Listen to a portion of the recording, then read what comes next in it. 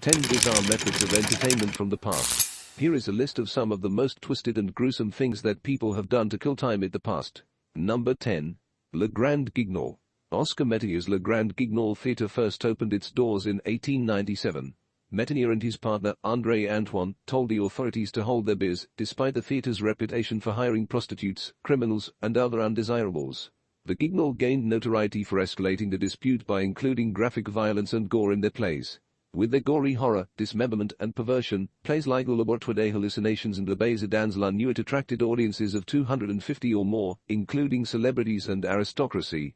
In one piece, a doctor discovers the man who is having an affair with his wife while lying on the operating table. Another piece explored the topic of a man exacting revenge on the woman that used acid to disfigure him. The scenes in the Ignore didn't hold back either. In one well-known scene, a man strangled a woman to death, then severed her arm, only to find that she wasn't actually dead yet. All of this was visible to the crowd. The Ignore kept performing until 1962, when a declining audience forced it to close. While the filmmaker at the time laid the responsibility at the feet of World War II, many others held his decision to tone down the gore was responsible. Number 9. The Twisted Dark Rides. Today, if you Google dark rides, you'll get a list of very subdued attractions themed around cartoon mice, cutting-edge technology, and carnival excitement. However, if you look a little closer, you can see the time when these rides were dominated by terror. More than half of these dark rides include themes that deal with mad doctors, demonic entities, ghost houses, dragons, and many other spooky monsters and madmen, so step outside the major parks and head down to the state fairs and carnivals to witness this for yourself. Near the end of the 19th century, the Pretzel Amusement Ride Company rose to fame for producing dark ride tracks. Although the company produced the track, its client was responsible for coming up with the ride's theme.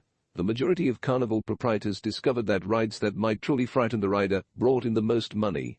The popularity of slasher and horror movies peaked in the 1970s and 1980s, when this increased. They were so well-liked that well-known artist H.R. Giger bought one of these rides for himself and created his own theme. A considerable fan base that advocates their preservation supports the continued usage of dark rides, which are still in operation today, because every person should experience being driven by carnies into a pitch-black room at least once in their lives. Number 8. Picnics at Cemetery. Cemetery picnics are actually the most healthy and upbeat of the bunch, since everything else on this list might be considered as a magnificent fascination with morbidity and death. As we've seen before, during the start of the 19th century, people were yearning to get outside and engage in something different from their routine lives.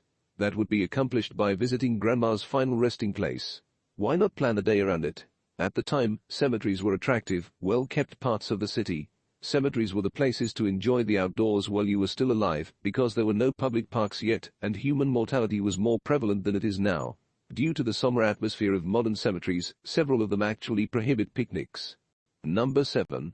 Slum Tourism. The wealthy started a trend in 1884, where they were willing to spend a lot of money on guided tours of slum parts of cities. These excursions quickly gained popularity in places like Whitechapel in London, Five Points in Manhattan, and Mumbai in India. Although it was marketed to the public as a way of demonstrating to the wealthy how desperately the lower class needed assistance, it soon became clear that it was nothing more than a way for the wealthy to satisfy their morbid curiosity. This can't be something that still occurs today, can it? Well, that's just it.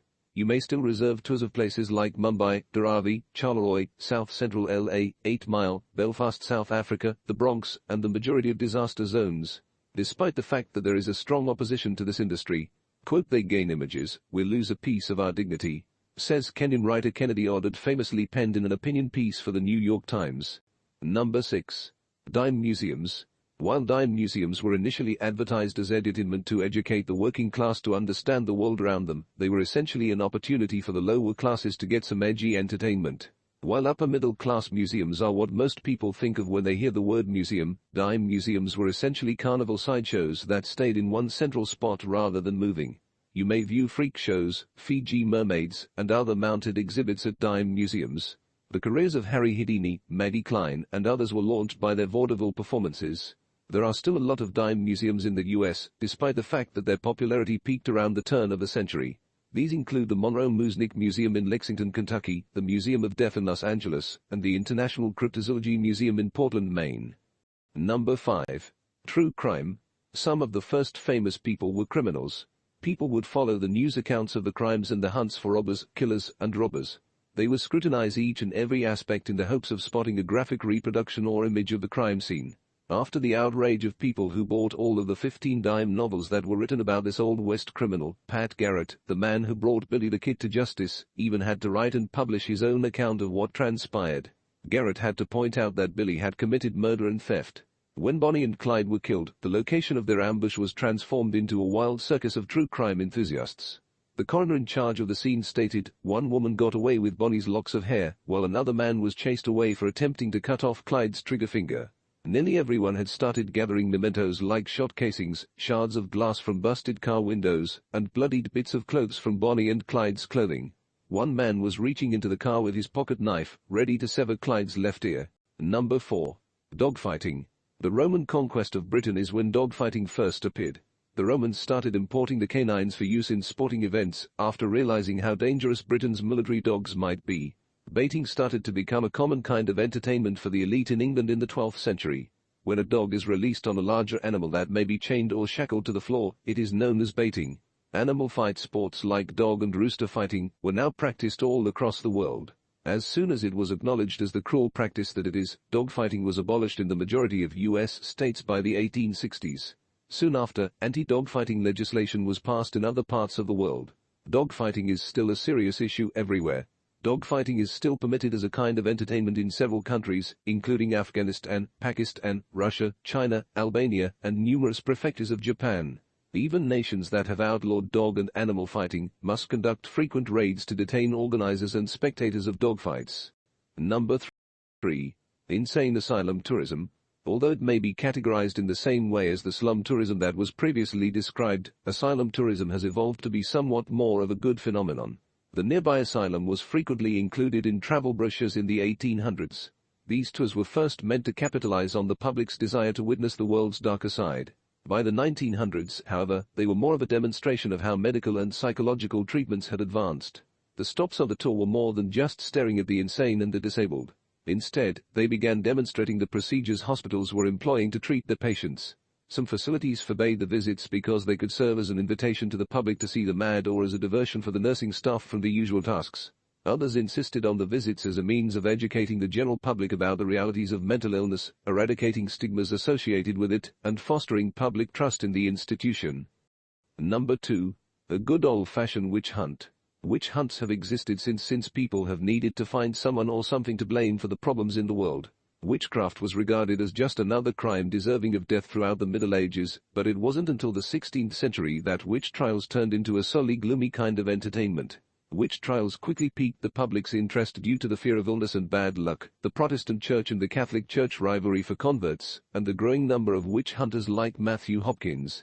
Hopkins and his group discovered a way to make a decent income by traveling from town to town, inciting dread of the unknown, and then turning the trials of people who were merely scapegoats into a huge spectacle. Within a short period of time, the American colonies started to hold their own witch hunts, which attracted entire communities to the courthouse to witness these spectacles.